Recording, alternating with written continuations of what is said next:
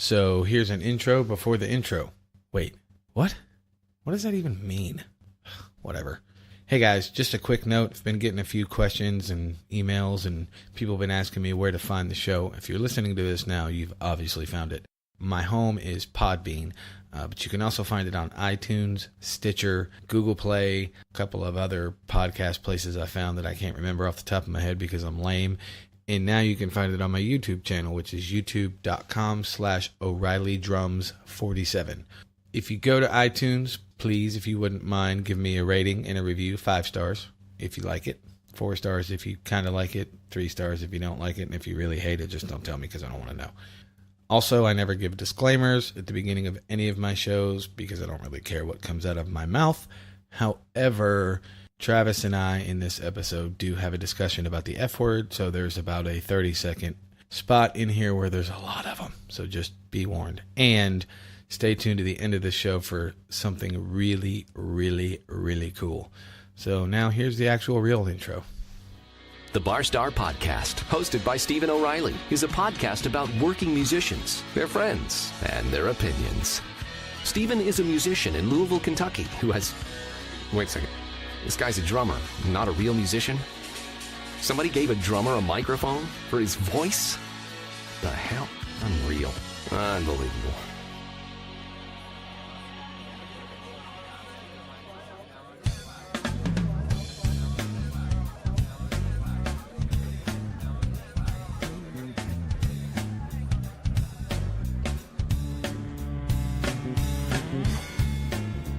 Hello, hello, hello. Welcome to another episode of the Barstar Podcast. I am your host, Stephen O'Reilly, and I want to thank you guys for coming back to hang out with me, for digging the show.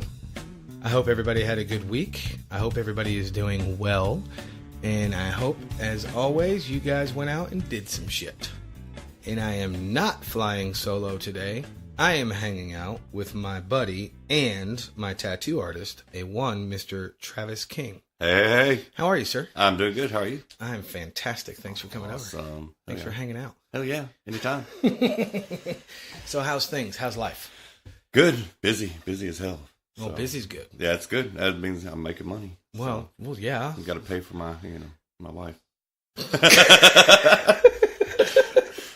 They get a little I hope she doesn't hear this. I might be in the doghouse. But whatever. She'll forget in 20 minutes. Yeah, I'll just go buy a pair of shoes and she'll be happy. Yeah, she'll be fine. Not to mention she will forget. Yes, she will. Yeah, There's a reason I call your beautiful wife Queen Oblivious. Yeah. Quo. What's up, Quo? So, you've listened to the show. You know I'm not going to do an interview, but we're just going to have a conversation. But I'm going to ask you a few questions because there's a lot of things about you that people in town do not know. How boring I am. I got nothing. I don't know if I'd call you boring or not. Yeah, it says Rockstar across my knuckles. That's about the most exciting thing about me. That is so not true. No, what I mean by that is, first of all, how we met is an interesting story. And your memory is shittier than mine, so this episode is going to be weird. Yeah. But how did it go? Yeah. What happened? But when I first moved to Louisville years ago, for about a year, maybe 9-10 months, whatever it was, I worked at Starbucks. Mm-hmm. Hey, See? we actually are on the same page here. And you used to come through the drive-thru every day. Every day, sometimes 2-3 times a day. Yep, sometimes 2 or 3 times a day. And I don't remember how we got to talking, and it doesn't matter, but I did not get my first tattoo from you. Right. But somehow or another, I figured out that you were a tattoo artist, and you figured out that I had a janky tattoo. Actually, I shouldn't say janky. It's not that bad. It's not your work, but it's not that bad. But you figured out I had a janky tattoo on my arm, and that's how we started talking. And then I figured out and let you know that you did our mutual friend, Ryan Murphy. Yes. You did his leg. Yep. He has a leg Many sleeve. years ago. Yep, which a lot of y'all don't know because he never wears shorts like me. Actually, he wears shorts more than I do, but that's irrelevant. So we kind of put the connection together. Yep. And then that's when I went and got my second tattoo from you. Mm-hmm. And you were at Body Art. Yep. Body Art Emporium. Yep. And then, and this is where the story gets interesting, and this is one of the things I want you to talk about. You disappeared. What? Huh? Yeah, no, huh, what me? No, that What happened? What happened? Well, that was the time frame that the shop, the body art was closing down. So, because the owner of the shop, he passed away. Right. And then basically it just fell apart after him. He was the one that held it all together. Right. And I got tired of it, and I ended up quitting there, and then the whole place shut down like a month later. And so that's when I decided to open my own studio finally after, 15 years tattooing, and finally decided to do my own instead of working for somebody else. And it took about 5 months to get it open. Well, yeah, but what I'm getting at is there's some cool stuff that happened when you disappeared, because in your disappearance, and what I mean by disappearance is you just went to other shops in other states. Well, yeah, I did all the residencies and stuff. The guest spots and stuff, and whatnot. And, Not residency, sorry, guest spots. Yeah, that's fine. And well, because I was actually strongly debating on moving. I was real close to moving to Colorado. Right. So real close. So. And that's what I was getting at, because in Colorado, that's where you met your wife. Well, no, actually. Damn it, I'm wrong. It was close though. She was in St. Louis when we met, but she was from Colorado. She was raised in Colorado. See, I knew there was a Colorado. Yeah, there is a Colorado. Yes, yes. Had something to do with Colorado. Damn it. But yeah, that's probably why I was thinking of moving back. But then she kind of got on. She really didn't want to go back to Colorado, so she liked Louisville. So she decided to move here from St. Louis because, of course, St. Louis is a shithole. So, sorry, everybody from St. Louis. Never been there, but I don't know. Yeah, I personally don't like it, but everybody's got their own thing. There's a lot of cities I've lived in that I fucking hate them. I don't want to deal with it. But you were, and when I say gone, I mean gone from Louisville. You were gone for 3-4 years. No, you just weren't tattooing in Louisville. I wouldn't. Well, I wasn't tattooing it. Okay. Because this is the crazy thing. All right. Well, when I say gone, I don't mean you physically left. I mean you weren't tattooing anywhere in Louisville for a while. I was, but there was a lot of misunderstanding about what was going on. Okay. Because when the owner passed the body art, right, it managed to stay open for a couple of years. Right. And I was trying to jump in and help run the shop for the lady, because his widow, she had never worked a day. I mean, they were high school sweethearts, got married. She had never had a job, so she didn't know anything about running a business. So I was trying to help her out with that. And then there's a whole big issue that went on there. But then the shop just didn't end up making it. So like I said, he was the one that was really good at promoting it and getting it out there and kept managing the money and stuff. And, and it was a cool little shop. Oh yeah, it was a nice little shop. It was old. Yeah, it was old. The building was old, so it always looked dirty. As Stacy says, you can't clean old. Exactly. And I don't care how much you scrubbed, it always looked dirty. You can't clean old. Yeah. Yep. So wait, what does that say about us? Exactly. Damn it. My wife will tell you I'm a dirty SOB, but that's a totally different subject.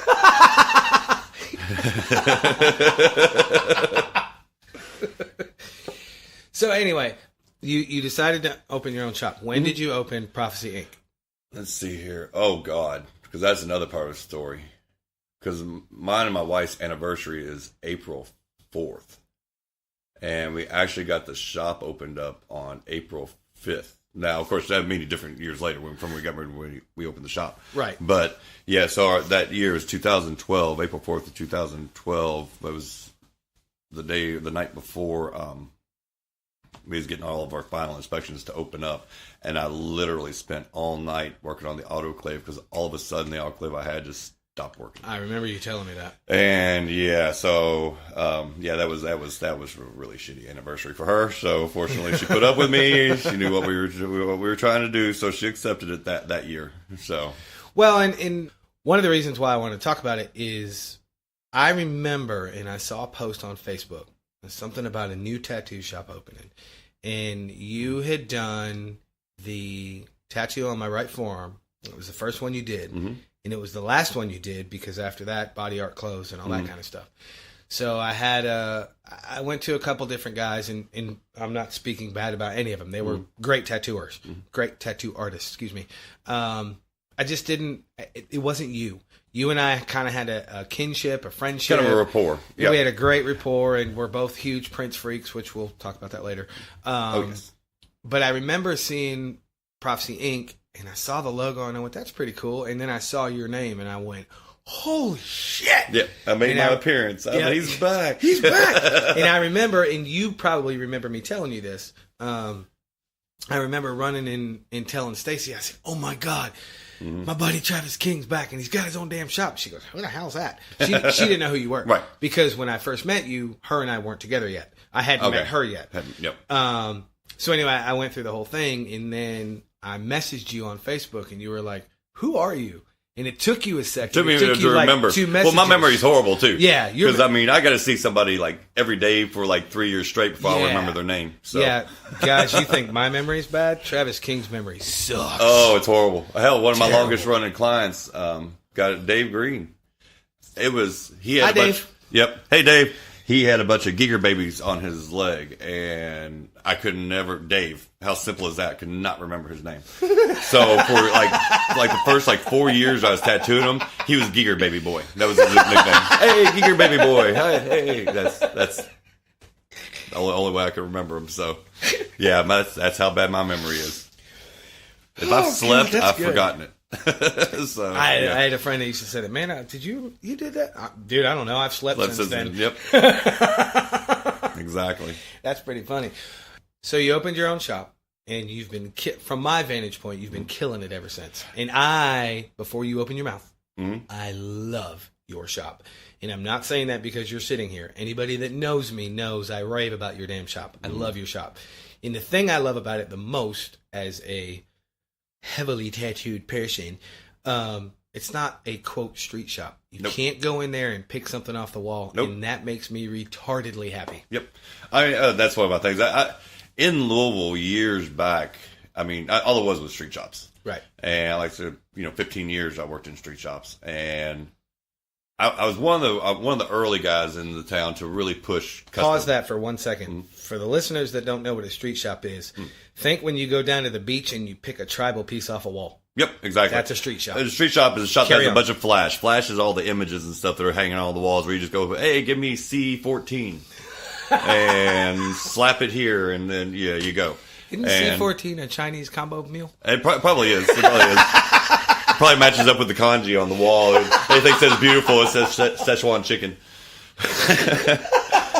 But, yeah, that stuff, I've always hated that stuff. I was artist long before I got into tattooing, painting and stuff and whatnot. And I just, that was one of the things when I first got on. I was like, dude, my artwork, a custom, original, piece together what people want, not just pick it off a wall and go. That's just boring. And if you find a design in a shop, it's going to be in 1,000 shops all across the country. So you got all these other people looking at the same design, picking the same thing. Right. And and I'm not saying this to defend you. I'm saying it because I understand as a musician and someone who's been a creative person ever since I can remember, there's no originality in that. There's no creativity in that. No creativity. Because you're going to have a tattoo that 47,000 other people have. Yep. And what I mean by that, and you'll remember this as soon as I tell you, you're not going to remember it until I get to the end of it, and you'll go, holy shit, I remember that. Yeah.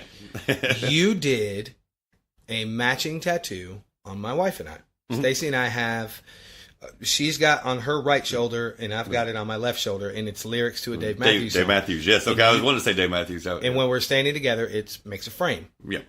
And we took a picture on the beach. You do remember this? I remember that. Yep. So we took a picture on. Actually, our buddy Todd took it for us. But anyway, we're sitting shoulder to shoulder, and you can see the tattoos. And a woman and her man, I don't know if they were married or not, it's irrelevant, but this couple came into the shop and showed you that picture, and they said, I want this. And you went, nope. Yep. You remember that? Okay. Yep. Yeah, because I do that a lot. I've had so many pictures of tattoos I've done brought into me, and said, I want the same thing. I want it exactly like this. And it's like, I've done it once. I don't want to do it again. Plus, you're not them. So Get Right. your own. Something has meaning to you. Yes. So you're the one living with it. You know, why you want to live with somebody else's life? You want to live somebody else's life? No, live your life. Do Right. your And thing. I remember the reason I think that story is cool is because you actually called me that day. You were like, dude, check this out. Yeah. And you told me the story, and I told Stacy, and of course we had a Yeah. good laugh about it. But I think that's why, me personally, I get it. I mean, I'm for anybody doing anything creative and making money and all that stuff. But at the same time, that's why I'm not a big fan of street shops. Right. But the flip side, because being me, I try to look at everything from every angle. You got to start somewhere. That's true. And I mean, and honestly, starting out, And I got my very first tattoo. I got it in a street shop. me too. Now, granted, you fixed it for me, but whatever. But I mean, when I first started getting tattooed, I mean, that's all there was. You know, if it wasn't on the wall, you didn't get it. Period. You Right. couldn't even bring in your own design, even if it was some simple clip art design. You couldn't get it. So I mean, yeah, you just had to be on the wall, and that was it. And I never agreed with that. I never liked that. You know, the creativity of it. There just is none. It's just cut and paste, and it's blah. Right. So I cut and paste a lot on this show. well, yeah, I have to edit myself. you probably have to edit a few of my cuss words and stuff too. My What the stupidity, fuck and my would I want mumbling. to do that for? Well, that's right. It's a podcast. I'm not thinking. Yeah. So I like the fuck word. I do too. That's my favorite word of all. It is a great word. It's a very great word. It'd be every word in a sentence. So- Fuck you, fuck you, fuck. So. I remember when I asked you to do this, you said, "Can I cuss on that thing?" Yeah. And I said, "Absolutely." Why? And you said, "Because every time I do a radio interview, I just can't ever say what I want to say." Exactly, That's pretty because funny. I have to have that. That's you know, like people do the to pause and stuff to Yeah. think about what they're going to say. Me, it's just I just say fuck over and over and over to think of what I'm going to say. I'm from New York, man. Fuck is a common to me. Yep. Anyway, so how long have you been? I don't want to say into art and tattooing, but how long do you feel that you've been creative? Ever since you can remember? Or I grew up with it. My dad was an artist, and it's been. hold up, you've been tattooing me for years. How the hell did I not know your dad was I an never artist? said that. Oh yeah. No, my dad. I mean, some of my earliest memories were like. See, that's why I love this damn show. Carry on. Okay. But yeah, some of my earliest memories were sitting down with him, like he's painting and stuff, and he would set up like a little palette, you know, and a little whatever canvas or board, whatever he was Right. painting on, and I'd sit there and paint right next to him, you know. I And didn't his know stuff that. looked beautiful, mine looked like shit, but you know, but that's part of the whole process. You start out crap, and you work at it until you get good. Right. Yeah. I didn't know Like that. anything. That's pretty cool. See? Oh yeah. Oh, my I dad love is it. phenomenal. He's a sculptor. I mean, painter. I mean, you name it, he can do it. And I mean, he does everything. He's just one of those master of all trades. He's phenomenal. Nice. So, yeah. That's badass. So yeah, I picked up a lot off of him. That's really cool. I really didn't know that. Even the fact that I do realism, you know, so that's all because of him. Because when I was really young, my dad always said, practice realism, work on realism. Because if you can do realism, you can do anything. Did he make you paint apples? Huh? No. He was never pressured as far what I wanted to do. He just, you know, let me do. So, you know, like my own thing, which is funny because a few years back, I was showing him some of the paintings and stuff I had done. And he's like, man, I really like it. He says, why is everything you do so dark? Because he does a lot of religious type stuff when he paints, or, you know, bright, Right. happy type stuff. You know, mine's all like dark, demonic, evil, babies getting ripped apart by demons kind of thing. And he was like, you know, why? And I'm like, you don't remember? It's like, you did it to me. Because when I was a kid, most people, you know, they get those, you know, your fairy tale books, your Disney books, stuff like Right. that. No, I had Fangoria magazines and black and white, you know, photo books and stuff of like all the old black and white movies, and you know Gotcha. that's what I went to sleep with every night. So I was raised on it, so I just fell in love with dark, evil stuff. And then of course years later I found H.R. Giger, and that was it. So Yep, you've told me about him too. Yeah. That it's crazy how, and I hate to even say it because it's a cliche, but I've said it a million times on the show already. They're cliches for a reason. Like every psychiatrist or psychologist goes back to your childhood. It literally all goes literally. There's one. It literally goes back to your childhood. Everything develops when you're a kid. It's kind of like me with drums. 75% of the reason I play the way I do, I grew up in the hair metal era. Yep. Now, I don't play, and I'm not out. I don't play like I'm still in the hair metal era, and I'm not outdated. At least I don't think I am. But if you really kind of pay attention to what I do and how I do it, especially in a visual presentation, it's written all over me. Yep. I grew up on that shit. Yeah, I'm a hair and metal that's dude. that. Yep. Which the irony is, I'm fucking bald, but Well, whatever. hey, Can't fling my hair no more. I think don't they have that glue on long hair? Isn't that like what's his name? Brett Michaels is doing and stuff with the bandanas to hold the hair. No, you just never see him without a bandana. Oh, okay, I'm sure he's got a hell of a skullet under that. Yeah, I guarantee he does. Because there was something when he tried his hand at acting and stuff. There was like some bad movie he put together and did. It was horrible. I didn't even know that. I only saw clips of it. Well, the few clips I saw was horrible. But Lies, you watched it. But he was I wish I wanted to, because it's one of those. It was like, oh god, this is so bad, it's good. So, but I wanted to see it. I never could find it. But it was one of those because he didn't have the bandana on. His hair wasn't long, and oh yeah, he needs a lot of Rogaine. Did he have a Hulk Hogan skullet? Huh? That's the most famous skullet ever. Yeah, not far. Not far. He was well on his way. Yeah, it was pretty bad. Anybody, I'm sure they've seen it. Some others out there have seen the clip. They'll know what I'm talking about. I didn't even know he did that. Yeah, he was trying to start acting. I think he wrote it and was producing it or something. And yeah, it was horrible. He did that Rock of Love show and got all hooked on the TV cameras. No, this was long before that. Oh, this is long. Really? This was after kind of the really dying out, and then this was kind of before, because you know how they kind of had their air in the late '90s, early 2000s when they started touring again. They brought CC, got back on the cocaine and got skinny, and they went touring again. Oh, it was kind of between the end of the '80s, that end there, and the resurgence, their new tours or revitalization or whatever. It was kind of in that time frame that he did this. Oh, now I'm going to have to go Google that. Yeah, I'm going to have to throw that in my Google box and see what I can get out. It's pretty funny. So I want to say he was playing like a guy in prison or something like that. And he was like on the other side of the glass wall, and he's like had this it was like this monologue he was doing, and like I said, it was just horrible. It was. I was in a movie once. So yeah, when I was going to AIM, there was a I forget what they call it, the 48-hour film fest or something like that. Mm-hmm. I don't know if they have them up here. I'm sure they do, because Louisville seems to have a pretty good movie kind of scene. I don't know what you call it.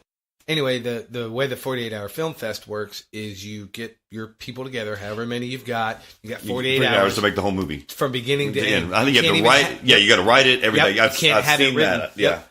So that's impressive. Yeah, even if it comes out like crap, still to put it together and get some kind of a finished project in that time frame, that's amazing. It was brutal. Yeah. I mean, we would sleep in shifts. We would do hour and a half, 2 hour naps through the 48 hours, which staying up for 48 hours doesn't seem like a lot, but when you're writing and trying to make scenes and build props and costume changes and all that garbage, and you go, rehearse, memorize lines, and shoot it at the same time. Yeah, 48 crazy. hours seems like 180. Crazy. Yeah, I bet. But I helped write it, and I helped build a lot of the props, and I had one scene.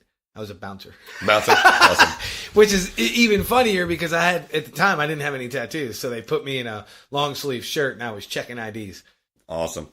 Well, I was never in a movie. Now I was almost in a big time video once.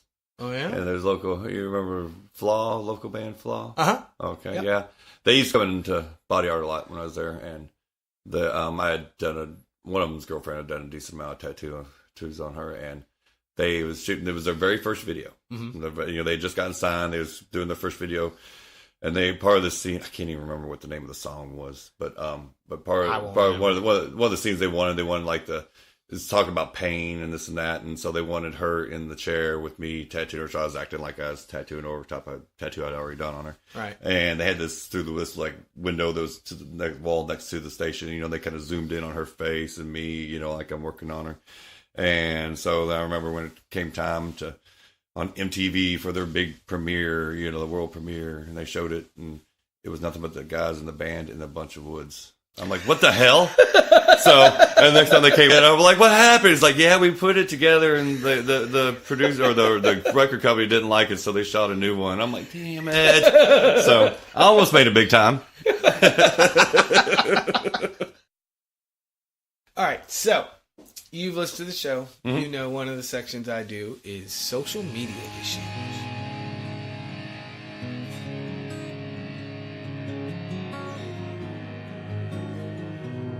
So this episode of Social Media Issues, I know you guys are going to think I'm being lazy, but I'm really not. Travis and I were talking before I even hit record, so I'm going to let him have this social media issues because I can't make this shit up because you're 1, 2, 3, 4. You're the 5th or 6th person, counting myself, that has kind of said the same thing. So, go. Well, like I was saying earlier, I have a couple issues with it. One of them, filming. I don't like all the filming of live shows now because you lose a lot of mystique and a lot of legend from the bands. I mean, my example earlier was Jim Morrison. You know, there's the whole thing of him on stage. Whole legend of him. You know, because now nobody really give two shits, but in that time frame, him whipping his junk out on stage. That was like a big deal, but there's all this whole mystery. Got him arrested. Yeah, got him arrested, thrown in jail. Was that in Atlanta? It was either in Atlanta or San Francisco. I can't remember. Yeah, but I mean, yeah, got his butt thrown in jail for it, and it's like nobody really knows for sure. Some people say he actually whipped it out. Some people say he just stuck his finger through his pants, through the zipper of his pants. Mm-hmm. And it's like, but there's that whole mystique and that whole legend and that whole story. Well, if you had 500 people in the audience with their phones up recording it, you would know for a fact whether it was or it wasn't, and that would lose its mystique, and that would lose its mystery, and it's just, they're good. That was the stuff that legends were made of. Yep. And you lose all that now. I agree, and it's funny because doing this show and watching it progress is kind of cool because everybody I've had in here, one of their social media issues has been the same thing. Yeah. And I did one of my solo shows before I had anybody in here with me. Mm-hmm. I bitched about it, so it's kind of interesting that I think the reason I think it's interesting is people hate it. Most of us musicians / creative people hate it, but yet everybody still does it. Mm-hmm. We don't. Yeah, I know you don't, will. and I don't. And there again, too, and as no one's like, you're watching the world through your screen. Mm-hmm. What happened to being in the moment? What happened to be just, man, let's be out there, let's party, let's have fun, let's Same thing my buddy Evan said. He said, be in this moment. Mm-hmm. And it sucks for me when I go to a show because, as my friend, you know this, I'm vertically challenged. Mm-hmm. And I'm not being politically correct. Vertically challenged is fucking funnier than short. I'm vertically challenged. Right. I'm not super, super short. I'm like 5'9", 9.5 on a good day. Mm-hmm. But the average dude is at least 6 foot. Yeah. I can't see over anybody anyway. And then you have your arms up the air with those phones. Arms up with the phone. I can't see shit. And even still with me too, like I said, if I'm standing, because I mean, I'm a tall guy and I normally stand, a little more towards the back, I can still normally have good views. But it's like when I'm trying to watch that stage and I have the light from 80 other screens flashing back in my face where they're recording. It's just a distraction. It's like it's like it cuts away from me being able to enjoy the show. I'm literally again. I'm an old guy, so I talk all the time about how it'd be nice to go back to the days before cell phones. True. Now, let me ask you this because this just popped into my head because you and I were involved in this when we were at KevFest. Mm-hmm. By the way, while we're sitting in front of our microphone, thank you for what you did for KevFest. Awesome. No, I just wish I could have done more. While we were doing it, I was the first one to get a 444 tattoo, and Ryan live streamed it. Mm-hmm. I think that stuff is awesome. No, yeah, I think it's cool for those kinds of things. Well, that wasn't an event where you have a bunch of crowd of people standing around watching. This is something where you can reach out to people, and they can see, into your life and into our lives a little bit. That's one thing, right? But that's what I was going to ask you. What do you think about it on that side of things? And I don't mean just because we were promoting KevFest. I just mean anything. Like if you do a painting or a new tattoo or whatever you do, and then there's a little bit of video of it. I personally love that because you're going, hey, check this out. This is what I got. Come down to the shop and see me, or whatever it is. You know what? And I kind of go back and forth on that one because it does help reach more people. Right. As far as, especially if you're a business, or you're trying to promote something you're doing. But like the Bar Story podcast. Exactly. Exactly. Sorry, go ahead. But I mean, I like it in that aspect, but also at the same time, I kind of like the old ways, because I mean, basically, literally for us to promote ourselves, tattoo artists, pretty much every weekend. Now, we'd all go, everybody from the shop, whatever shop I was at, would go out to the bars. We're handing out cards. We're talking to people. Right. We're winning people over to come to our shop more with our personality than our artwork because they didn't always see it. Then when they come in the shop, then we have our portfolios laid out. Then they look through the portfolios and decide if they want to get tattooed by us or not. But, I kind of like the old school days. There again, in the old school ways, it was more personal. It was more. There was a lot more human interaction. Exactly, human to human interaction. Yes, and it's like I said. I think that's just. I think that's a big problem with just people in general nowadays too. Because it's like so many people. I see so many younger kids come in here, to the shop, and when I'm working, I'm trying because I'm one. I'm not one of those jackass artists. Sorry, I shouldn't say that. But, that put headphones on and sit there and do the tattoo and don't talk to you the whole time. Right. To me, tattooing is an experience. It's not just a tattoo. Absolutely. It's talking with the artist, bullshitting with the artist. People complain to me. They, vent to me and stuff. I'm kind of a... Like me? Yep, I'm kind of a psychologist in a sense, You're my life coach when I'm in your chair. Ooh, I'll say it here. I feel sorry for your life if I'm the coach. Oof, well, true. I'll say it here now because some people know this. A lot of people don't know this about me. It's obvious I have tons of tattoos. Mm-hmm. You've done the majority of you've touched every inch of my inked parts of my body because some of my tattoos you fixed. Mm-hmm. What I'm getting at is what a lot of people don't know is I fucking hate getting tattooed. I hate it. Pressure to Steve a good tattoo. Fuck you, fuck you, man. Fuck you, I hate you, man. Fuck you. And then I stop tattooing. He's like, sorry, man, I really love you, man. It just really hurts. I go back to tattooing. Fuck you. It's pretty accurate. Yeah. I tell everybody that. It's funny. Hey, I admit it. I wear that badge of wimpiness with pride. But what makes me a badass is I don't fucking move. No, you don't move. I sit like a rock. Real still. You're awesome at that one. So, and plus you entertain me because it makes me laugh whenever you cuss. I hate it because your station is downstairs near the front door. Mm-hmm. So I always have to look, depending on how I'm sitting, if I could see the door, I always have to look to see who's coming in, whether I should censor my mouth or not. It's a tattoo shop. They better expect cussing when they walk in there. Yeah, but yours is a little classy, though. It is classy. It is classy, but we're still people, too. We're still human. Well, fair enough. Well, some of us are human. Well.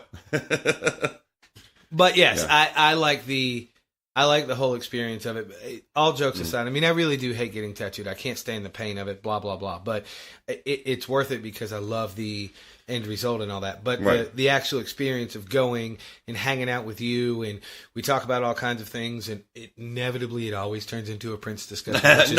Which is cool. Well, every once in a while it stayed more jellyfish than it did Prince. Yeah, we did get on a jellyfish kick. Yeah, we was on a strong jellyfish kick for a while. Well, when I don't know if I figured out that you liked them or you figured out that I liked them, but we had that moment where holy shit! I had my radio playing, and they came on. I had my MP3 player in, and they came on, and you were like, what the hell? It was shocked that that you like. Yeah, it was me figured out that you liked. Okay, yeah. But no, you're 100% right. I think I think a lot of the human to human connection is gone, and people legitimately don't fucking know how to talk to each other anymore. Right? No, that's what I was saying. It's like I'll get kids that'll come in and like I said, they won't say a word, and I'll try to talk to them. And after about 15, 20 minutes, when they're sitting in your chair? Well, yeah, while they're sitting in my chair while I'm working on them, it's just like you'll say something that you get the no, huh, what, yeah. No, but the whole time their face is in their fucking phone. Yeah, exactly. And they want to play on their phone. They don't. It's like okay, and then I'll just shut up. And I'll just work. If they don't want to talk, they don't want to talk. But it's just kind of like, that's kind of like I said. That to me has always been part of the experience. Even getting tattooed myself is bullshitting with the artist that was working on me. You know? That's just. Well, I think along with the human to human connection, people don't, and I think experience is a great word. People don't hold on to the experience or appreciate the experience enough of whatever it is. Right. Going to a show, getting tattooed, is mundane as cleaning your car. Mm-hmm. Yeah, cleaning your car sucks, and I know that's a fucking stretch, but think about when you set out to do it, you get done with it, you're like, holy shit, I accomplished it. My car looks good. People don't have, they seem to not have that kind of, they want everything now, they want everything yesterday, and they just want to not deal with it. But on the flip side, and this is the smartass in me, then people wonder why they're so fucking stupid. Mm-hmm. Well, I didn't know. Yeah. Dude, take 5 minutes, get your phone out of your face and figure yep. something out. Exactly. I don't get like I said, it. Hey, you know, and that's one with me too. Like what was it, last summer? U2 came to town, and I had always wanted to see them. And it was the 30-year anniversary of the Joshua Tree. Literally. Sorry. I've heard you call it podcast now too much there. I think that every time. But it's infectious. Yeah, yep. You want me to do it for you? You go ahead. Literally. There you go. Yeah, you got that little British accent there. Sounds good. It's the only word I can say British that actually works. Yeah, hey, at least you can. I can't do it. I can do a hillbilly accent, and that's about it, because I was raised in the country, but that's all I can do. But at the U2 concert, I was thinking, you know, if I had my phone in front of... Well, actually, we'll go back to explain this another way. Because we went there, like I said, I loved them for years. Right. Rattle and Hum and Joshua Tree, I bet I had 5 cassette tapes of each where I wore them out where I listened to them so damn much. Oh, God, Joshua Tree changed the world. Yeah, and there was a time frame, too, you know, my teenage angst, you know, you're falling in love with girls, you're falling out of love with girls, all that shit. You know, that got me through a lot of that shit. Right. And listening to them. And, like I said, when I went to the show, I mean, listen, there's one point... you know, it came on and like Juanita looked over, I think she kind of freaked out because I started getting teary eyed, you know, because it totally took me back to, you know, my junior high years. Right. You know, I mean, I was like instant time travel. And it's like, if I was sitting there staring through my phone trying to record it, I'd be so focused on, okay, I got to keep them in shot. I got to keep them in screen. Let's do that. I would have lost that experience. Yep. I would have lost that, you know, and that's one of the things I've told people about that, you know, that moment where it just got me so teary eyed, you know. You would have missed that emotion. I would have missed that emotion. I would have missed that experience. Yep. And then the concert wouldn't have stuck with me. And I'm sure I'll remember that for years. You know, it was my first time getting to see him. And I mean, I was in it. You know, and the phone wouldn't just take you right out of it. Right. So. I've said this on the show before, and so Stacy knows I'm not busting her balls or busting her chops because she doesn't. Actually, she does kind of have balls. She's kind of a ballsy chick. So anyway, her figurative balls, or as I like to say, girl got ovaries of steel. There you go. Anyway, I'm not picking on her, but she has kind of that habit of whipping her phone out. Oh yeah. Oh, my wife does too. And we went to see. And I will talk about this a lot more in depth later on a different episode because Angie Aparo is a very, very amazing artist who people don't know who he is. But I turned her on to Angie when we started dating. And then he finally came. Yes, his name's Angie, and he's a guy. He's amazing. He came to Exit in Nashville, I think, in a couple hours from here. And I said, I'm finally going to take you to see Angie. I've seen him 9 or 10 times. Wow. Amazing songwriter, amazing singer, just unbelievable. So, long story short, we go down to Nashville and we watch a show. And she starts to pull her phone out. And I looked at her and I said, you get 2 pictures and that's it. Yep. She's like, what is wrong with you? I said, trust me. You've never seen him. Please just put your damn phone in your purse this one time. Yep. And next time you can pull it out all the time. But this time, just... This is a true story. Yep, this is a true story. About halfway through the show, I look over and she's crying. She's sucked into it. Sucked into it. We get through the show and I meet him. He kind of half-assed remembers me. I'm not saying that we're friends. I just I've seen him so many times. He's like, hey, I remember you. You look familiar. I remember you. Yeah. I remember so it's nothing like I'm name dropping. It was cool that he remembered me. Yeah. And hey, this is my girl Unlike Stacy. Yeah. Anyway, took a couple pictures and then we hung out and we got in the car and she didn't say anything for, I don't know, 50 miles. Yeah. Just sitting there taking it all in. And I was driving. That's and awesome. I didn't talk to her. I didn't say a word because I knew what she was kind of thinking and where her head was. So I left her alone. About 50 miles or so, she kind of looks over at me and she says, is that what it's like for you? I said, yeah, times about 50 or 100, depending on the setting and the musical situation I'm in. But I said, yeah, it's usually like that. And she goes, wow, I fucking get it. And when she said that, I almost wrecked the car. I was like, oh my God! Yeah. And it was amazing because if she would have had her phone out, she would have missed that whole thing. She'd been so focused thing. on getting in frame and zooming in and getting the right lighting and adjusting what filter you want. I mean, that's what I say. They always say, you know, the life passing you by type stuff. that's happened to so much to people, so much to people. And don't get me wrong, I mean, I'm not judging anybody for it, because I mean, I had my stint when I finally broke down and got into the smartphone things. Oh, I got sucked in for a good bit too. I was on my phone all the damn time. Oh yeah. And now it's like I'm looking for every excuse to get away from my phone. Well, I think it's kinda, just like anything. I mean, I've said this every episode, and I'll keep saying it until people start emailing me and tell me to quit fucking saying it. Quit talking about it. Technology is the worst, greatest thing ever invented. Oh yeah, it's a love hate. It's Absolutely. you know, yeah. You can do so much good with it, and you can do so much bad, and then you just I don't know. So one of my other issues is like I said, I was saying earlier, I feel sorry for the kids and stuff nowadays, because anybody you can just boom, hop online and download a song the second it comes out and have it, and you know, on your iPod, whatever, and you go. One of the things I missed, and I didn't realize this till not too long ago when I was actually doing it, right, running around myself, is the enjoyment of the search and the hunt for it. Because I remember back in the day, an album comes out, a record comes out. Well, actually, it wasn't CDs back then. It was I'm going back to cassette tapes and stuff. But you know, if you don't remember a number 2 pencil, huh? Yeah, exactly. Exactly. Oh, many a times. But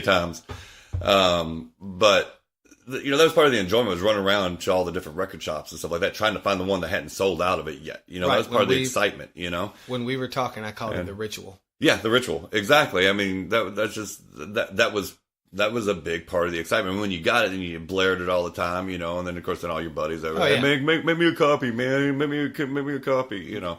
But it's like that's Hence gone. the word mixtape. Yeah, exactly. That's where it all came from. I don't know how many mixtapes I had, you know. I mean, that I made back in the day, and it's just that's just gone. You know, that's what sucks. I remember sitting in front of the shitty boombox I had, and not poor violin, poor me. I didn't have shit when I was growing same up. way. Yeah, I had a shitty boombox. What was the famous cheap brand? Was it like GPX or something like that? Yep. Or, I remember those. And then the next step up was Magnavox. If you had a Magnavox, you were the shit. That was awesome. But I remember. Yeah, that's I remember for those that couldn't record or couldn't afford Pioneers and Alpines and all that bullshit.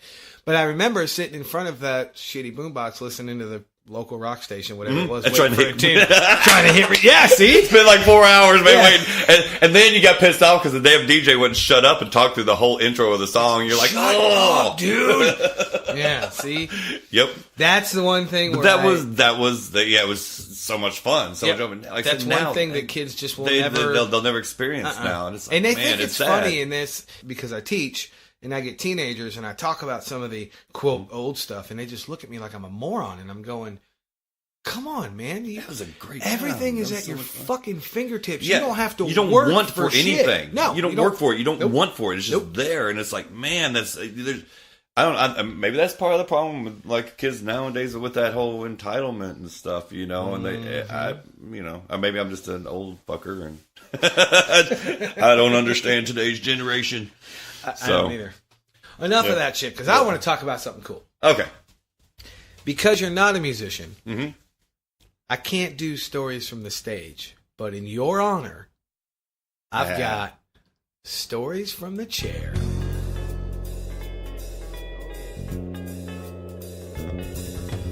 All right, so, because you're not a musician, I want you to give me one of your favorite or one of your most memorable stories from the chair. No, I will do my stories from the chair, but I do have a couple, at least one good story from the stage.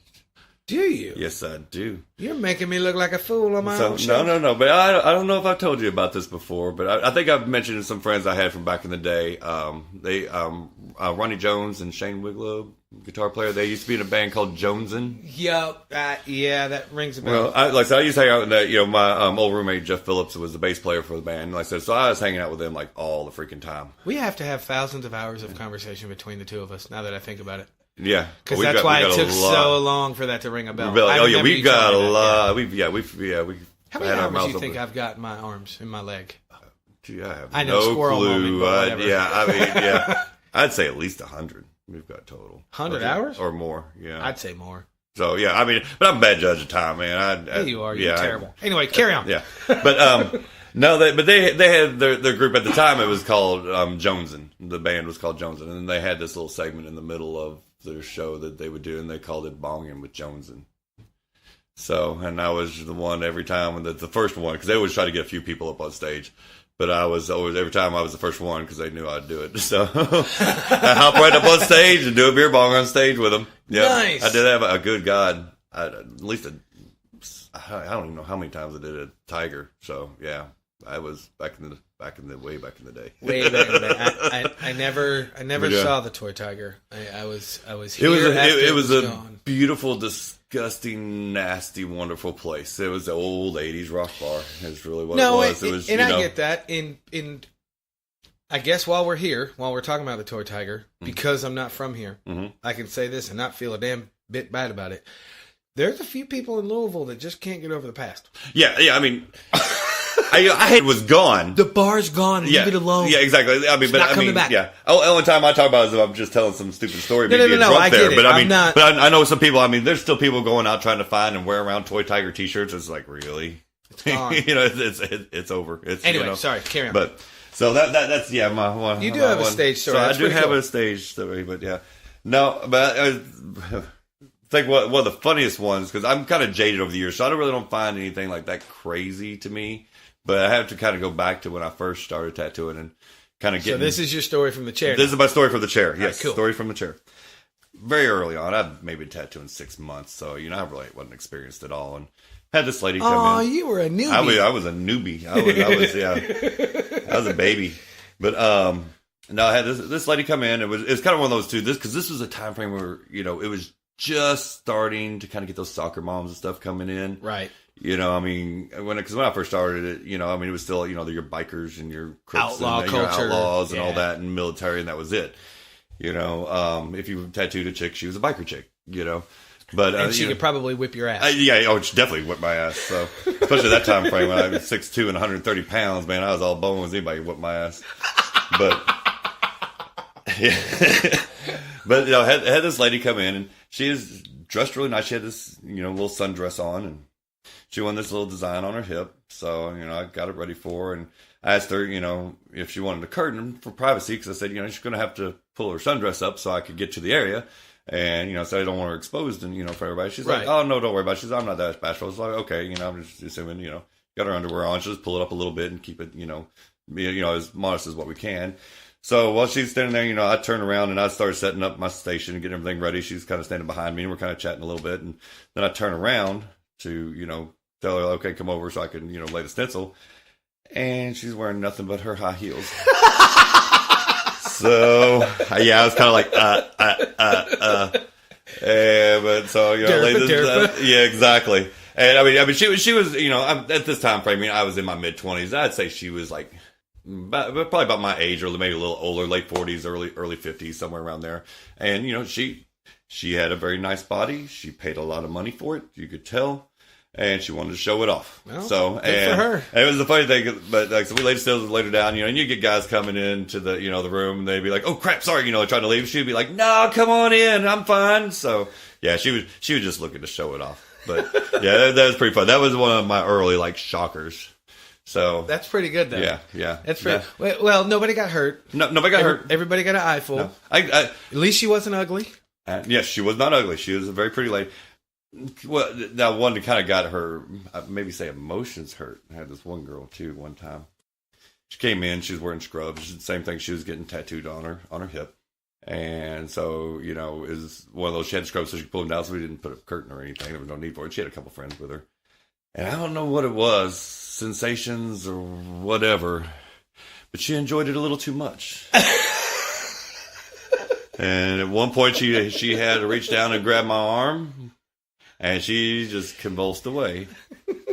And, of course, turned blood red. And so, of course, everybody had an orgasm right there in the chair. So, and the funniest thing was that she kind of dealt with that one, went on. But it was about 2 weeks later. Some buddies of mine, we were all going out. And there's this pool hall. It was over in Indiana. And I had never been there before. And we showed up. And it was one of those, it's like a pool hall, but they had tables too where you just sit and drink. And that's what we were doing. We were just kind of sitting there hanging out drinking. Right. And so the lady comes out to service, and she comes up, she says, "Hey, what can I get you?" She looks around the table, she looks at me, face turned blood red, turned around and walked off. It was the same girl. Oh, she was so embarrassed by it again, so that she ran into me, because I never saw her again after that. I think she was so embarrassed that she had an orgasm in front of everybody like that. But did you finish the tattoo? I did finish the tattoo. Well, so there you go. yeah, she got the tattoo finished. It was a small one, a little simple one. Right. So, but yeah, I thought that was pretty funny. Even the second time I saw her, she was still so embarrassed she had to leave. So she had another lady come over on service. So that's crazy. I don't know what I do in that situation, but I there's a part of me. It's like it's over now. It's like it is what it is. Exactly. Yeah. Yeah, well, she seemed to be a pretty modest, even though she was, serving a bar. She seemed to be a pretty modest person. I think that was a big shocker for her. Well, yeah, I can see that. It's weird what embarrasses people. Oh, it's just still funny. So I have a story from the chair. Because I've been in your chair a million times. There was once, and I don't remember how long ago it was. I'll call it 3 years. Because it took from start to finish, obviously different sessions and all that garbage, but... Start to finish, my right arm took a little over 2 years. Yeah. Right? Yeah, it was a long process. It was There's a lot of work in my right arm, and those have seen it know, because I get complimented on it all the time. And you still get people that come in the shop and go, say, hey, the vampire arm. I want that guy. Or I want... Or hey, the drummer with all the faces. Yeah, the drummer. Yeah, you get that one too. But we were going to do the, whatever the Tattoo Expo was that year, and we had, I guess, a month before. It was about a month. Because you and I sat down and we were like, all right, we're going to do all the touch-ups. We had to finish one piece on it. Yep, tighten up anything we need to tighten up. And then we're going to have it ready up. to compete. Yep. So we did, in your shop, you and I did a 10-hour day. Remember that? Wow. No, I try to block those days out. Those long days kill me. I try to forget about the long days. Kill you, fuck off. Yeah. Now, for the record, it wasn't straight 10 hours of needles in my arm. It wasn't anything like that. I mean, we took breaks and all that kind of stuff, and you drew some stuff to kind of form it and shape it. Yeah. But the reason that sticks out so much, not just because we were both awesome and didn't want to kill each other at the end of the day after 10 hours. Yeah. Fast forward, we went to the tattoo show, and we put me in the competition for, I forget what the category was. Probably best sleeve. It's probably sleeve category. Probably best arm sleeve or whatever. Yeah. Or full color sleeve. That's what it was. I remember. Color sleeve. Yep. And when I got up there, the judges decided right at that moment that they were going to flip the way they were sitting. They literally flipped the stage. Nope, they already did 2. I'm not doing 3. Oh, okay. He just pointed at me, waiting for me to do the British thing. And you only get 2 a show, kids. 2 a show. Okay. So they literally flipped the stage. They were on their chairs were on the back of it. The chairs and the table were on the back of the stage, and they wanted to put the chairs and the table at the front of the stage so they could have their back to the crowd. Yeah. And while I'm standing up there, they're more worried about their chairs, and they just looked at each rushing one of them. Through. Yeah, they rushed through me. Oh yeah, that looks great, man. Yeah. Well, not only you. I bet there was a couple of them that they rushed through and did that too. And it's like, really? Yep. Really? Yeah. Yep. And that was, and I'll say it so you're off the hook, but that was the last year you went. Yep. You haven't gone back since. Yeah. And you and I were a little pissy. We were like, really? Yeah, just at least look. At least take the time to look at it. If it doesn't win, doesn't win. You know. Because there too with the competitions. I mean, I learned that early on. It's so much of what the judges like. Because most of the competitions, most of the time when people enter stuff, it's good work no matter what. Absolutely. And so I saw some beautiful work there. Yeah, exactly. And it boils down to what the judges are into. Because I give examples. When I first started going, I was traveling a lot, and I had a lot of the same people as going to compete. Right. Well, they were all local shows. So pretty much at every show, all the contestants for each of the categories were the same contestants. Right. So I was going up against the exact same people. I'd go to one show, get 12, 13 awards in one show. Go to the very next show, same contestants competing, just different judges, get nothing. Right. It's just what the judges like. So, yeah, it's all. I just remember you. But at least show the respect to look at the work and, acknowledge it and then move on. Yeah. Take 45 seconds to a minute to look at my arm. And if they wanted to move the tables, that's fine. Stop the line. Yeah, get stop the tables the line. moved. Yep. Get settled. Okay, we good. Okay, now come on. You know, and just show that respect. I just thought it was a little rude. It is. It's rude. That's why I said respect. That type of stuff just downright rude. It was very rude, but I'll never forget sitting. We were in your shop for. It was literally 10 and a half hours. It was a long day. Long time. And I remember I texted you the next morning and I said, I fucking hate your face. Because my arm hurts so bad. Yep. I've gotten that a few times from people. Yeah. You get it from me every time. Every time. That's part of the fun. That's part of why I got into tattooing. You are kind of a sadist. Yep, love hurting people, and I love shaving people too. So it's kind of except me. You never get to shave me. You deprive me of that. No, I don't. I just don't want you cutting me. No, I'm good. Weirdly, I trust you with a tattoo needle, but not a razor. I am good with a shaver. Actually, you are pretty good. I'll knock it out in a heartbeat. I just lied. And baby butt smooth. I just lied. Mm-hmm. You shaved me once. I did shave. Okay. The 444 thing, because I didn't think I was going to get it that day. So okay. Yep, and you did shave me. I did shave you. See, so at least you got it. I get to shave like 2 square inches. Well, it's funny too. Because it's funny because every time I make an appointment with you and I show up and you've got all your stuff laid out, you always have the razor. Yep. And I look at it and I go, dude, it's me. Go, fuck, it is you. Yep. Habit. But it's still funny because the look on your face, you're like, oh. Yeah. Aww. This is my fetish.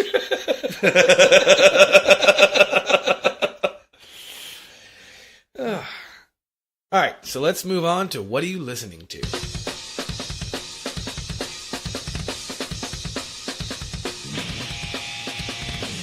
All right, so what are you jamming on? What's got your besides Prince? Besides Prince, that's a given.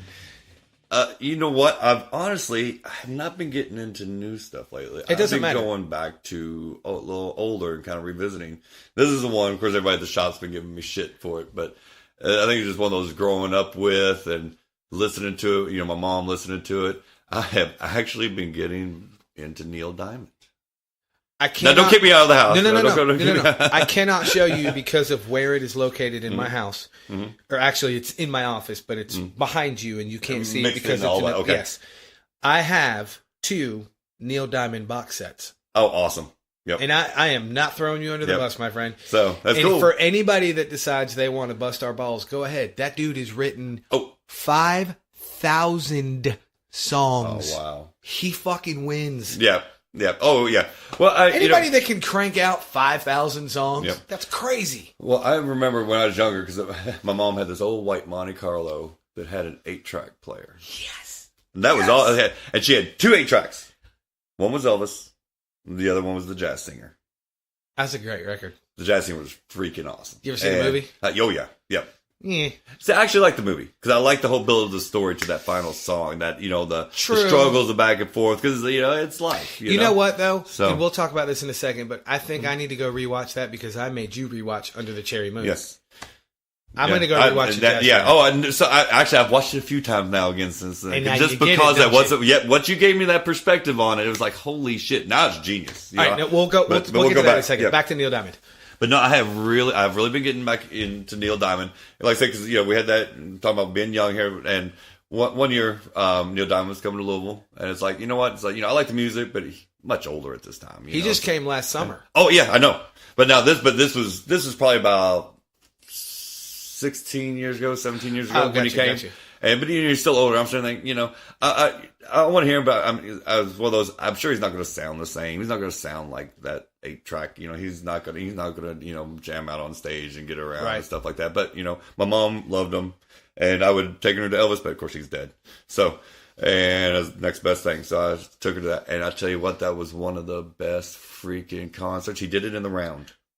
And that SOB was all over that stage. Oh, yeah. Every direction. His backup singer. It was just he's the consummate performer. High energy. And he sounded great. I was like, how, because most people, as they get older, their voice turns to crap. That's just natural. He still sounded great. Well, and I wrote in my book, in one of the chapters, I talk about my early musical influences and all that kind of garbage. But one of the things I wrote in my book, and I firmly believe this, Neil Diamond, Hot August Night, was a live record he did. He released it in 1973, 72 or 73. I can't remember.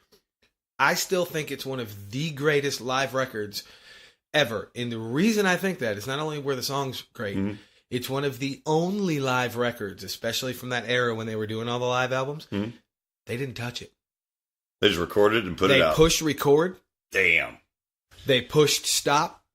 They took it to the studio, listened to it all the way through, and the only thing they cut were some of the lengths like of pauses in between songs where they had to change instruments and stuff. That's the only thing they literally cut out. Yeah. And they pressed it and released it. It's never been touched. Wow. It was mastered a little bit to compress it a little bit, but that doesn't count. Everything gets mastered. Yeah. But I mean, then there again, that's a testament to how good that his is. professionalism, how perfect he was. I mean, it was just, he's awesome. And in 72, 73, again, whenever that record came out, he was the shit back then. He was angry. He was huge. He was a pop star, but he was angry, and he had some shit he wanted to say. Yep.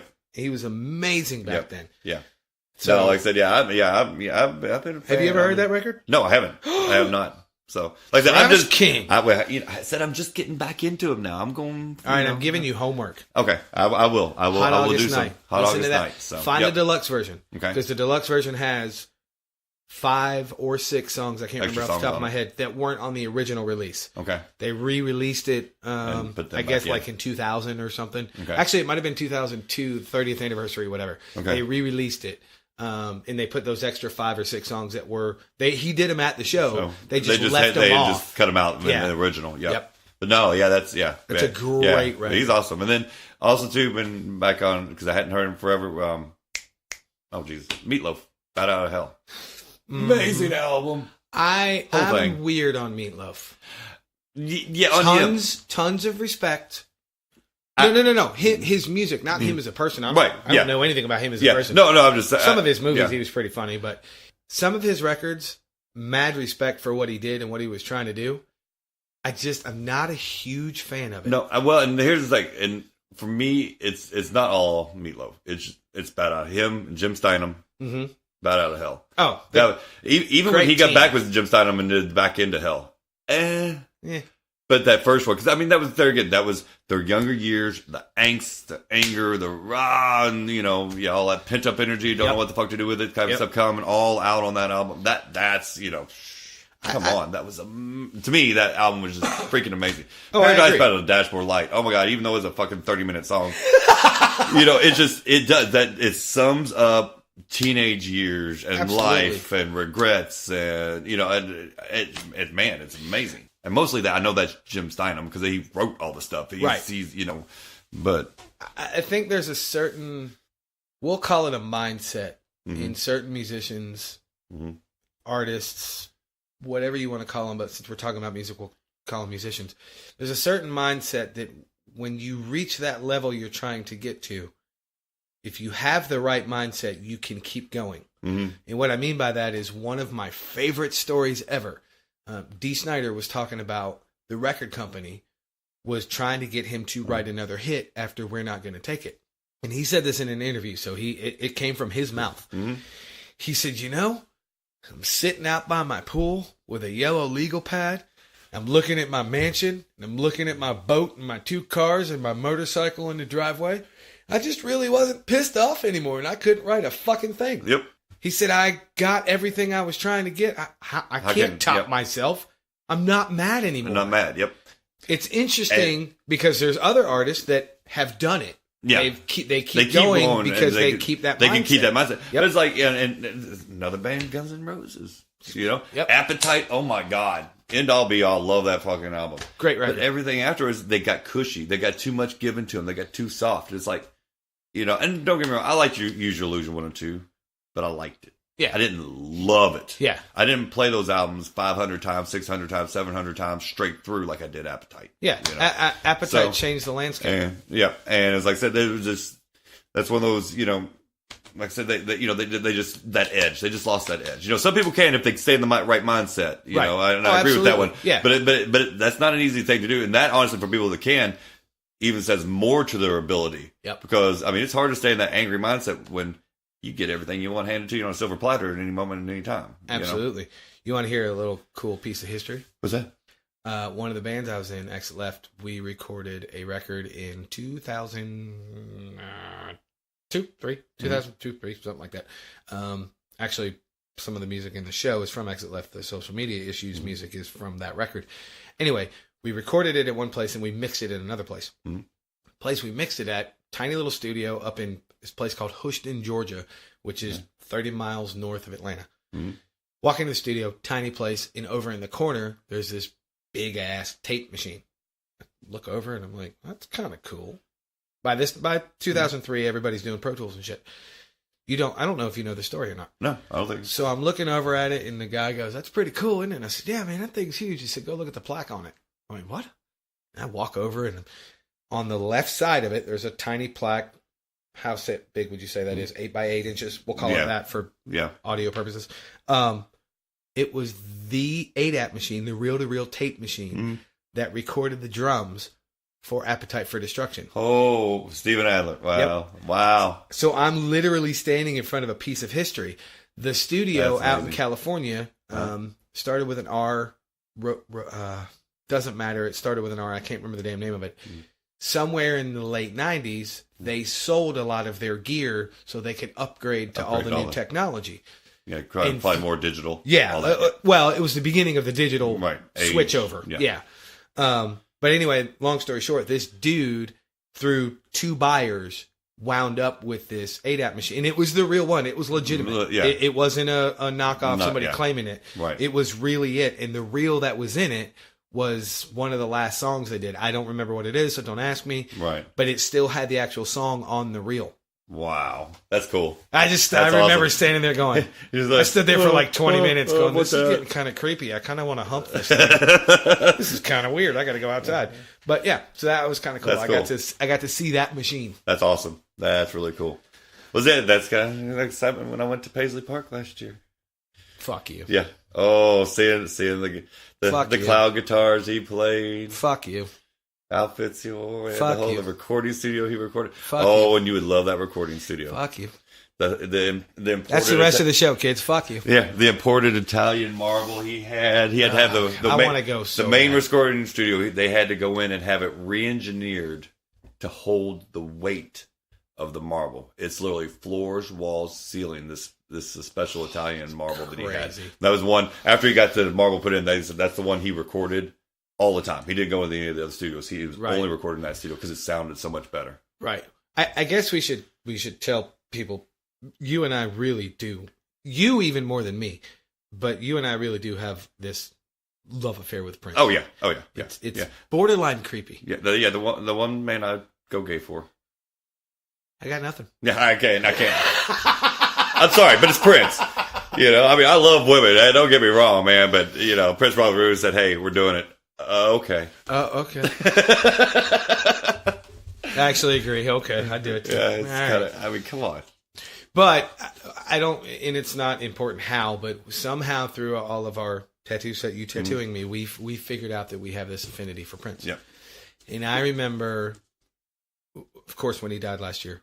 Oh, yeah. Well, actually, almost 2 years ago. Yeah. It is in April will be 2 years. Yeah. April will be 2 years. Yeah. Damn. I know. We're getting old, man. It's going by too damn quick. It seems like 3 weeks ago. Fuck. Yeah. That's it. I don't want to talk anymore. I'm done. No, I remember you and I obviously started blowing each other's phones up. Mm-hmm. Oh, yeah. And then we talked about doing a Prince tattoo on me. Mm-hmm. And I decided against it. Right. And I talked about this in my tattoo episode, which you heard. I know you heard. Mm-hmm. And we both of us decided to do you hinted at it. You didn't straight up say. Because I remember. Because I knew what you're talking about. I was like, a lot of people missed that one. Because you didn't say that. You didn't say the one. You said for somebody. You didn't say straight for. You didn't say straight for Prince, did you? In that episode? Yeah. Yeah. Let's see. I thought. Your memory sucks. Shut up. Oh, that's true. Never mind. I'm out of here. Bye. I'm fucking that all up. No.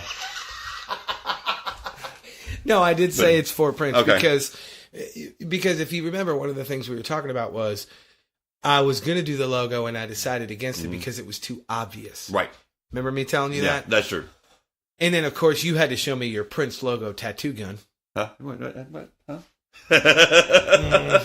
Which made me very purple machine with the purple. I mean, God, it's more of a lavender. But love it's got symbol. the Prince logo on it. The love symbol. Yeah, on it. Oh, yeah. And then you had to tell me that you went to Paisley Park and blah, blah, blah. But let's go back about a few minutes. We were talking about Under the Cherry Moon. Mm-hmm.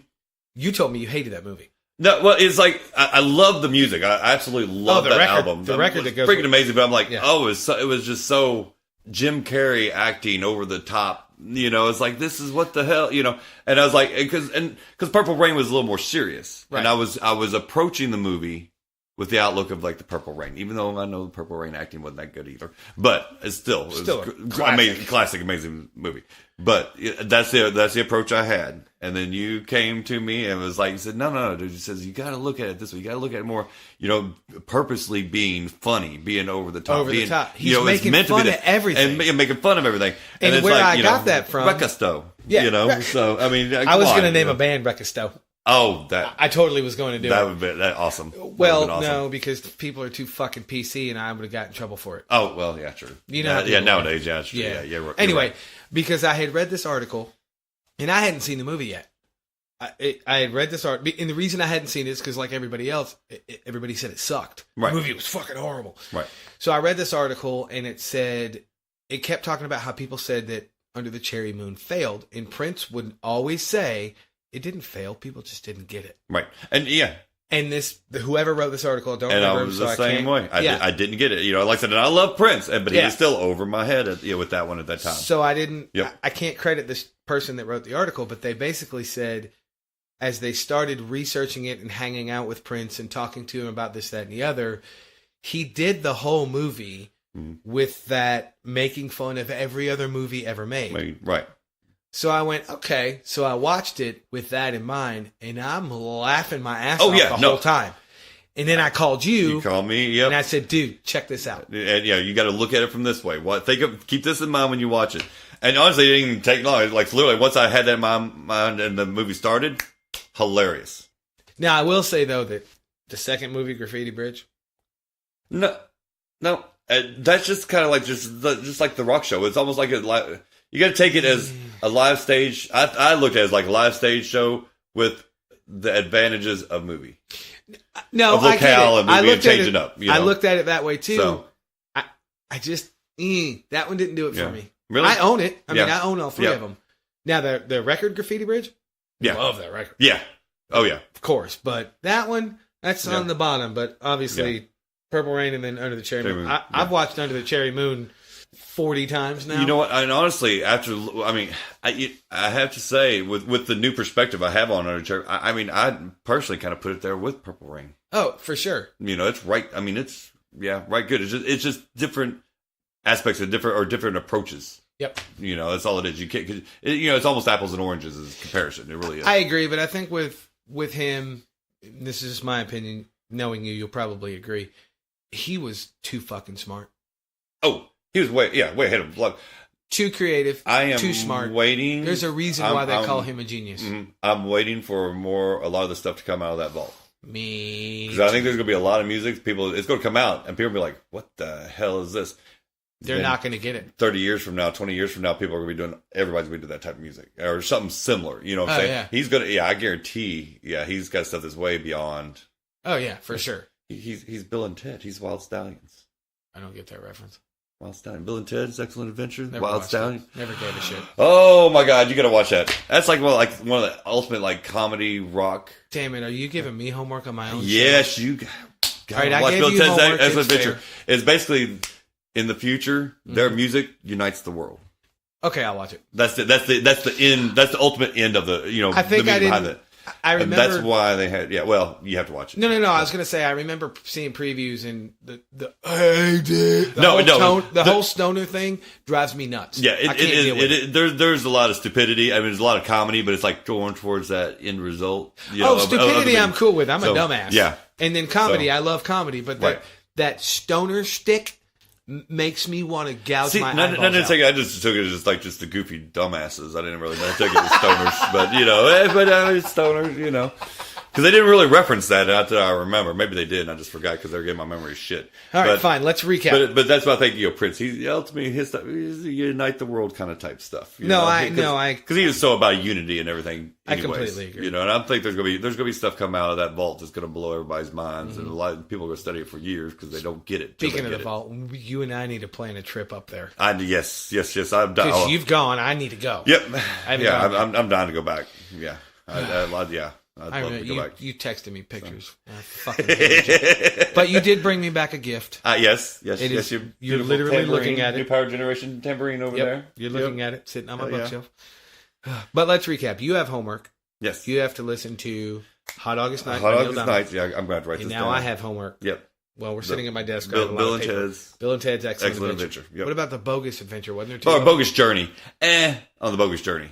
I mean, it was okay. I mean, but I have to watch the Excellent Adventure. Yeah, Excellent. But that's the one you really want to watch, just because Yeah. All right, fine. Yeah. Fine. San Dimas rocks. That's another stupid reference. I mean, you seen Airheads? Huh? Yes, I remember. Brendan Fraser. I love that. He wiped his ass with his record contract. Okay, sorry. Well, that's it, kids. That's the show for today. I got nothing. I've had a blast. You? Oh, yeah, always. It's always fun hanging out with you. By the way, thanks. I like hanging out with you. We always have a good time. We always have laughs. That's true. Except for when we were kind of crying and being depressed over Prince's death, But outside of that, that was sad. Speaking of which, I know obviously there's no camera in here, but you are wearing a badass Prince Henley. It's white with a picture of Prince on it, and it's a bad '80s baseball shirt. Well, it's called a Henley. Henley. Oh, yeah. Well, I always called it just a bad '80s hate. Well, you know why they call it a Henley? Yeah. Because of the sleeves. Yeah. The sleeve. That's what they always do, the baseball, or more like the softball team. Not even like the real baseball. Yep. It's like the shitty softball teams. Yep. This is the type of shirts they always wore. Yeah. Anyway, I love that shirt. But yes, we will always have our Prince connection. And, in all the pain you've caused me over the years, you fuck. But damn it, I look good. Yeah, oh yeah. Well, my arms look good. I can't speak. No, you look good. You ain't tattooing my face. Huh? Hell no, I wouldn't touch that beautiful thing. You gotta keep it perfect. What are you talking about? Oh my god, just stuck you out. I know. So before we get out of here, there is one thing that you told me that we're going to do. From this day forward, the Bar Star Podcast is proudly sponsored by Prophecy Inc. Thank you very much. You're welcome. I very much appreciate that. But what does that mean for our listeners? So anybody comes in and mentions the Bar Star Podcast, you get 10% off your tattoo. No shit? Yep. What about me? What if I come in? You're charging me full price, aren't you? You get your reach arounds. Be happy. Damn it. You got to do something. I'm crying the whole time. No, seriously. Thank you. That's awesome that you're going to sponsor the show. Hell yeah. And you're going to give our listeners something. So that's cool. Give back. It's like a twofer. Exactly. High five into my phone. Woohoo. Nice. Thank you very much. I appreciate that. You're welcome. So seriously, go check out Prophecy Inc. Go check out, and it doesn't have to be with you. No, anybody in your shop. Anybody in the shop. So we'll get you the hookup. Right, any of your great artists, you can go check them out. Because like I said, we all are different styles. So you may not like my style, but you'll have somebody in the shop. You'll find a style that you like. Absolutely, you've never had anybody in there that I didn't. I mean, I'm partial to you because of our relationship. Yep. Anyway, go to Prophecy Inc. and mention the Bar Star Podcast, and you'll get 10% off. That's 10%. Awesome. Yep. Thank you very much. You're welcome, no, seriously, thank you. That's awesome. So as I say at the end of every episode, go out and do some shit. Travis, tell him. Go do something. Go do something. Anything. Go. Life. Put those phones down. That's good. I like it. Put the phones down. Put the phones down. Do something. Seriously, go. Now. Bye. So until next time, I will talk at you soon.